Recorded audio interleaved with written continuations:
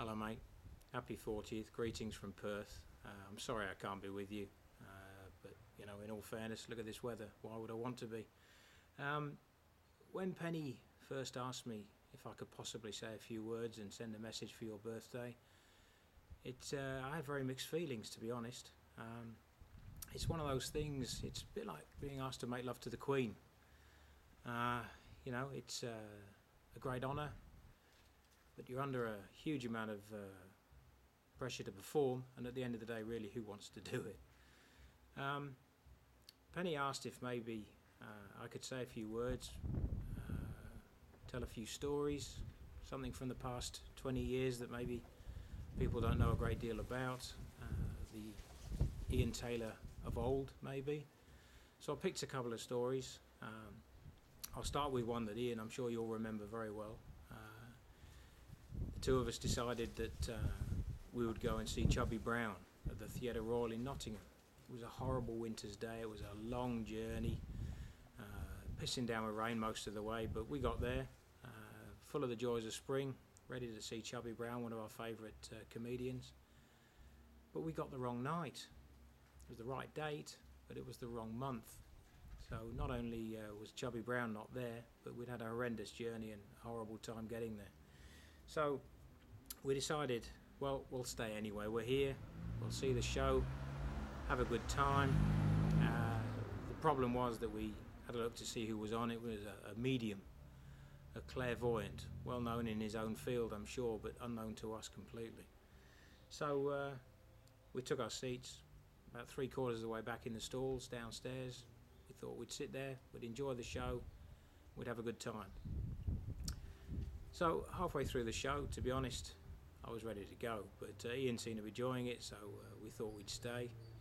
The clairvoyant addressed the audience and said, "Who here has seen a ghost?" Well, obviously it's that kind of show. A lot of people put their hands up. We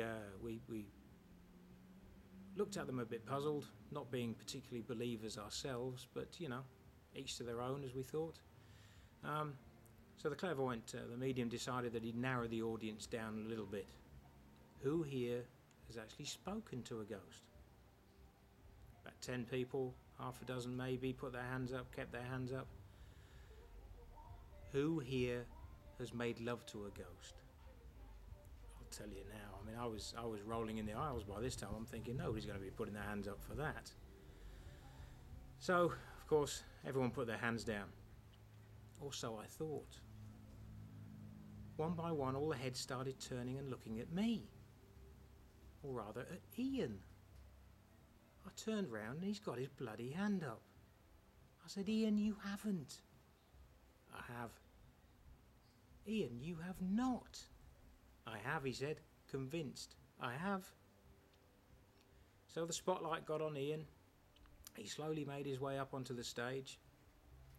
He said, "Hello there." Facing the audience, he seemed to be revelling in it, loved the attention.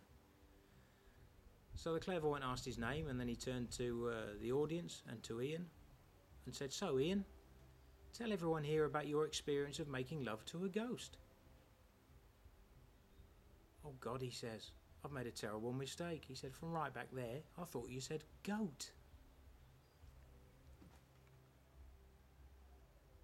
Horrified, absolutely horrified. It was a hell of an evening, a long journey there, a long journey back, and in all fairness, it wasn't particularly enjoyable. Another story from when we were a bit younger than that. This is just after Ian had met Penny. They'd moved in together in Bassingham. Ian and I decided we'd go out to the Five Bells for a few drinks. "I promise I'll be back by midnight," he says. Absolute God's honest truth. So obviously we got there, the beer was flowing, we're having a great time. 2:30 a.m. All of a sudden we look at our watches, it's 2:30.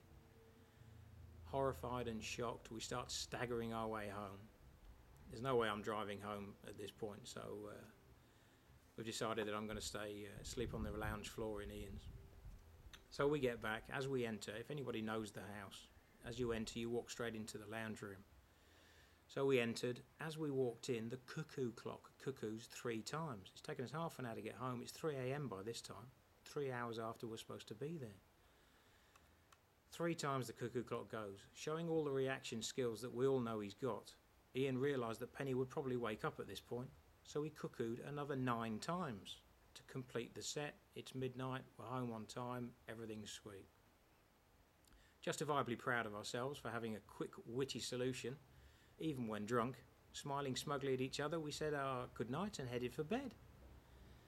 The next morning we're sitting there at breakfast. Penny asked what time we got in, to which we replied, in unison, perfectly planned, 12 o'clock.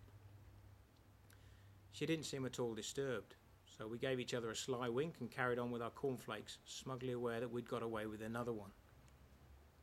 Penny then turned to Ian, saying, "Ian, I think we need a new cuckoo clock." "Why is that, dear?" he says. "Well, last night I woke up and I was cuckooed 3 times, said, 'Oh shit,' cuckooed 4 more times, cleared its throat, cuckooed another 3 times, giggled, burped, cuckooed twice more, and then farted very loudly." Turns out we hadn't got away with it after all.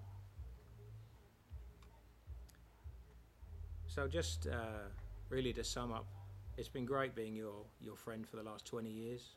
I still remember the first words you ever said to me in the 5 Bells. "So, I hear your dad's car does 140. Not wishing to put myself in trouble, of course it doesn't do 140. Never did. No, never did. I hope you have a fantastic night, Ian. I hope that the rest of your evening goes well. Don't get too drunk. You know what happens when you get drunk. Thanks, Penny, for this opportunity just to say hello and say a few words to Ian. I'm really very sorry that I can't be there. We are coming over in March as a family.